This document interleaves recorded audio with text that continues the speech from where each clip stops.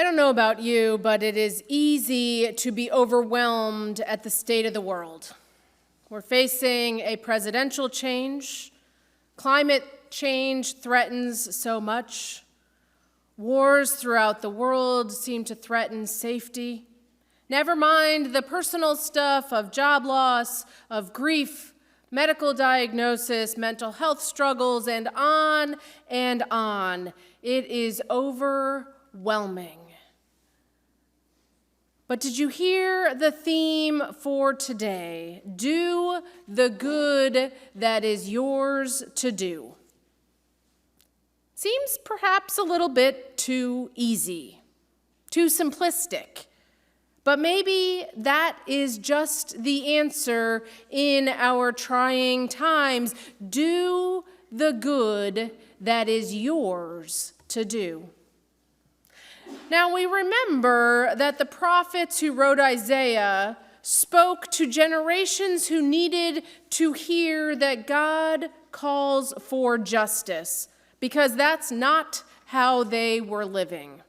They spoke to generations who needed to hear that there was hope amidst the political strife, because strife seemed endless. And we remember that Jesus came in the time when the Roman rule was harsh, when there was much that was corrupt and unjust. Sounds kind of familiar. But in the midst of those realities and in the midst of our own realities today, we hear, be a mender and restorer.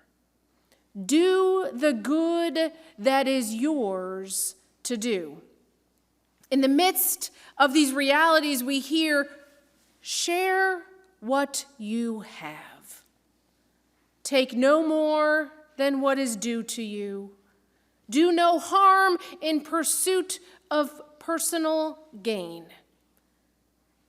Do the good that is yours to do. So lest we get overwhelmed thinking that we have to do all the good to fix all the things, be like this professor who, when the student came to class with his baby because he had no babysitter, the professor said, "I'll hold your baby so you can take good notes." That was his good to do. Or be like the people in the Facebook group that I'm in, that someone had left the wedding suit at the airport, and they were frantically trying to find somebody at the airport who was going to get on the next flight, and they did it. They found somebody. That was their good in that moment to do. And years ago, I read online about a woman named Diane who shared that she got stuck in the snow, something that some of us know, but some of us in San Diego don't know, trying to get out of the driveway. And almost instantly, another car stopped, and a teenager got out and began to help dig her car out.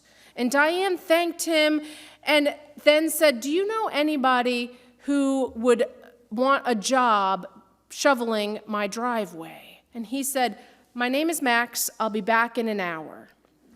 And an hour later, he was in the driveway shoveling, and she went out to pay him, and he said, "Nope, I've got this. I just ask that you pay it forward." And Diane said, "Why are you being so kind?" And Max said, "Because I'm young and able to help, so I like to help." Diane reluctantly agreed and said, "What's your address so I can drop off a thank you note?" And Max told her and left. And the story continued that Diane admittedly forgot for a little while to pay it forward.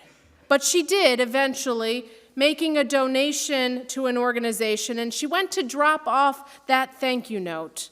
And there in the driveway, she met Max's dad, and she said to him, "I know you don't know me, but your son did a very kind thing for me, and I wanted to drop off this thank you note for him. You should be incredibly proud of the son you've raised. He is truly special." And I included my phone number with a sticky note in case he babysits, too.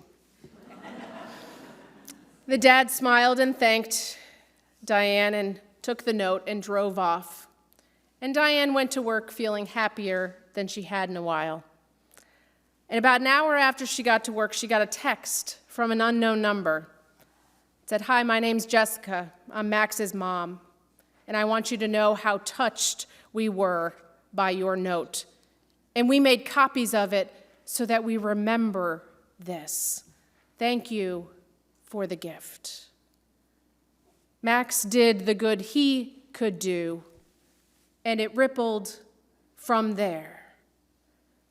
Do the good that is yours to do. Holding a baby, finding a missing suit, shoveling the stuck car does not fix all the things, but it makes a difference.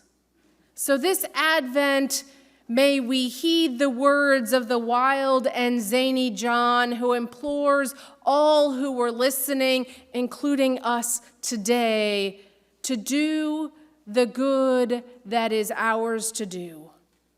And may we remember the words of the prophet Isaiah that God will guide us and God will be with us continually in what is ours to do and through our struggles. And we are reminded that we are not alone. We are surrounded by community and surrounded by our God. And together, when we do the good that is ours to do and everybody else does the good that is theirs to do, then we might tackle some of all the things. When we do what is ours to do. May it be so. Amen.